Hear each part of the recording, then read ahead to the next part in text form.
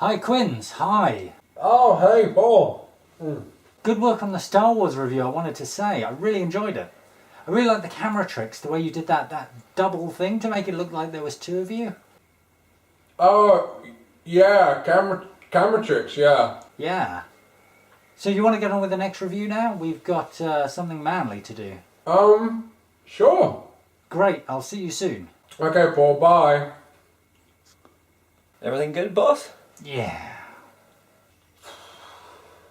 Do you think he suspects anything? Not a thing. Brendan, Yeah? do you like oysters? Spartacus! So let's immediately get the obvious joke out of the way. I'm Spartacus. Blood and swords and gristle and throbbing big chesty men and bronzed people. Glistening and, nipples. all of that stuff and big men is what we've been missing on Shut Up and Sit Down for so long, when we've just had to deal with tiny meeples and flimsy cardboard pieces. So you can imagine our excitement when we heard that a board game of the hit TV series... Is it a hit? Spartacus was coming out and I don't now know it's if it's a here. hit. I don't know, I don't watch TV. So, based on some TV series somewhere, Spartacus is a game about sending men to their deaths just for your own pleasure. And for coin. Yeah. And for prestige. Nobody was expecting this from the game of a lightly funded TV series, but the fact is, Spartacus has one of the easiest sells in board gaming. You run a gladiator school, you outbid one another for slaves, you organise matches of glorious blood sport involving your own tender workers, and you bet on the result. First player to hit 12 influence is the winner. I mean, that's just wonderful. You tell your friends you want to play that, they're going to crash their car on the way to your house. So that sounds like a very good premise for a board game, doesn't it? But how does it actually play? Well, it's very simple. It's very Spartacus, easy. it's not complicated. It's not complicated. It's a bit complicated. There's a few things to learn. There's just a few, which is why Paul and I have set up Fighting Gladiator School. Phase 1. The Influence. No, f off, the lot of you. So each turn in Spartacus is made up of 3 increasingly exciting phases. The first one, the weakest one, is the Intrigue phase, where you'll draw 3 Intrigue cards, and these will represent your house doing self-serving, amoral things, foxy-faced things, shifty things. You can play these cards now, or you can trade them in for cash, or you might want to keep them for later when they might be more useful. Then you get to do something a bit more interesting, which is go shopping for death stuff.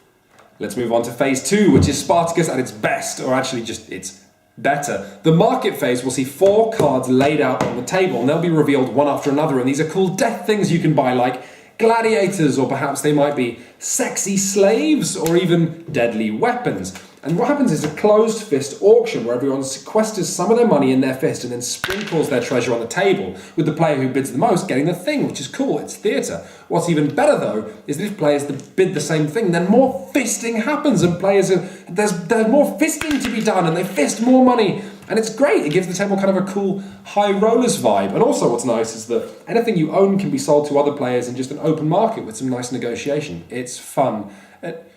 Paul, can I say fisting like that? Doesn't it have another meaning? Like No. And finally, you've got phase 3, which is the phase that puts Spurt into Spartacus. Paul, I really think it's called Spartacus. This is the arena phase, where you get to send your gladiators, send them out into the arena like meaty paper aeroplanes. Paul, I really don't think that analogy works. And they fight each other. Everyone bids to see who's going to host the forthcoming games, and whoever wins that gets to nominate 2 players to send their gladiators to fight. But I mean, not like the same 2 player gladiator, because that wouldn't make sense. But 2 different players. Paul, have you been drinking? Everybody can bid on the fight, on the outcome, although if you're actually involved you can't bid against yourself, that'd be silly. But then you've got a kind of a sort of a dicey dice game where they'll fight, and it's quite tense, it's sort of a bit tense, where when the gladiators fight, they'll gradually whittle each other down, die by die, getting fewer and fewer die as they fight, until eventually whoever's hosting those games has the power of life or death, and they can raise or lower their thumb to decide whether a gladiator slays another, and maybe that'll make them enemies, or maybe they won't, or just... Actually, because sometimes that doesn't even happen, though, because occasionally just a gladiator just outright kills another and like chops their head off, and no one knew that was going to happen, and Rome And Romans. So that's Spartacus, and that's... Oh, wait, we haven't yet covered how you win. Boring. So everyone's racing towards 12 influence, right? Every time you win the bid to host the games, wherever that token is, you gain an influence. Every time you fight in the arena and your gladiator wins, you gain an influence. And every time your house does its special house thing, because they're all a bit unique, whether it's discarding slaves or gladiators, you gain more influence. Now, immediately, one thing I really like about Spartacus is the fluidity of belongings, the way negotiation lets you turn the game into what you want it to be. Any gladiators, slaves, money, everything can be traded all at the same time. If you want to, let's say you have a sword and a shield, and somebody else is going to go into a fight and they're losing, you can say, well, I'll sell you my equipment, maybe you can give it back to me later. And oh my god, when you win the hosting for the games, or when you've got a gladiator's life in your hand, the pleading that you hear, it is as sweet and succulent as a grape waiting to be crushed by your duplicity. And all this backstabbing and skullduggery and intrigue is actually at its best and worst during the intrigue phase, where you can play these schemes against other players. You'll need influence points equal to the value in the corner, that's here. This is one of the worst cards, it's conspiracy. But you don't actually need all those influence points yourself. If you can get other players to agree with you, to join in with your scheme, but you can't actually show them what the scheme is. And you don't have to nominate a target. So it's sort of a bit of a trust thing, really, that gives you room to mess other people up. Yeah, so should you buy Spartacus? Well, okay, tell you what, here's a litmus test. Test. The player to your left, she says, oh, it was awful how that guy over there killed your gladiator last round. Tell you what, give me your influence and we'll play a conspiracy on him. And then you give her your influence, and instead she plays collaboration, giving 2 Dominus as +1 influence, and she picks herself and the other guy, and they high five and they giggle, and that guy, because you were mean to him, he plays Incite Rebellion, sending your one remaining gladiator running for the hills. Now, whether that made you smile and giggle or wince should probably steer your debit card in the right direction. So Spartacus looks nuanced. Yeah, it looks like it has a lot of space for you to make devious plans and use those plans against your not quite so devious opponents, maybe. Plans that you can execute behind the scenes or in the arena, like rigging a fight or sending the tax collectors against an opponent, or just buffing yourself up with guards or whatever other things you might want to do. In the fairly complex game of Spartacus, a game that has ideas sort of coming out of its vomitarium, and while all these ideas link together quite well, all these different phases sort of work together, individually they're not quite as exciting separately. It just doesn't quite work.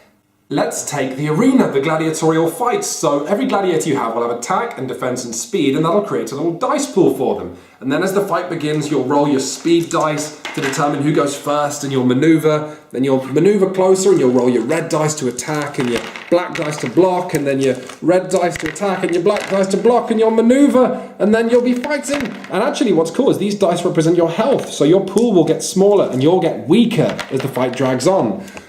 Except it does drag on, and you'll end up chasing each other around the arena, and some fights will take a while to determine the winner, even though the winner was really decided 3 sword thrusts ago. And that's problematic. Your first few fights are exciting, the next few less so, the next few even less so. So for Spartacus to be an amazing game, its 3 phases needed to be great games in their own right. But actually, Intrigue is kind of, well, we'll get to that. The fights don't really work, and it's only the marketplace that works, and that doesn't seem right, does it?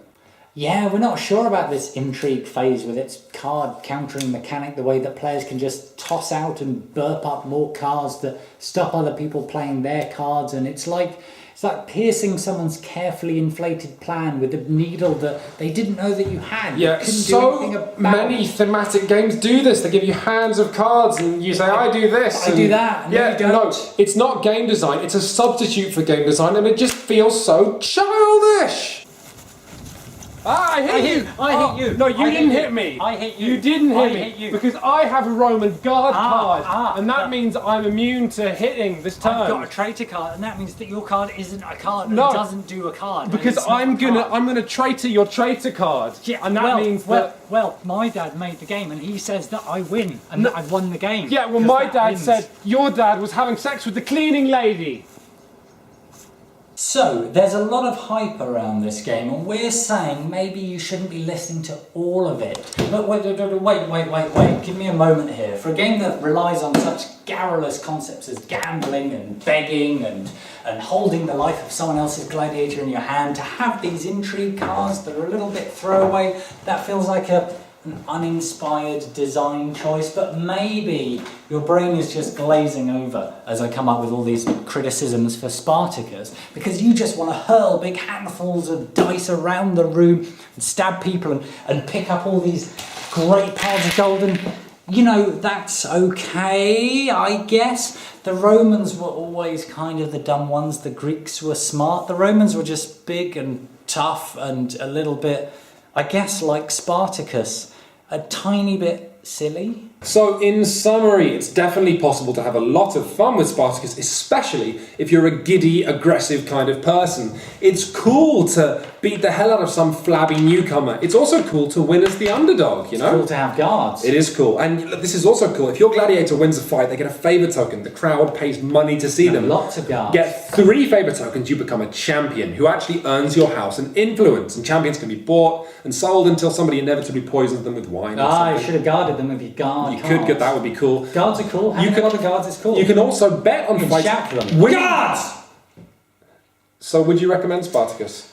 I don't know. I'm on kind of a knife edge. Probably more of a knife edge than I've been for any other review we've done. It's quite good, and the thing is... You know what I don't like is that you have to be giddy and aggressive to enjoy it, and lots of the games we recommend don't have a barrier for entry. We've recommended a lot of other games that are better. Frankly, yeah. Than Spartacus. It's good!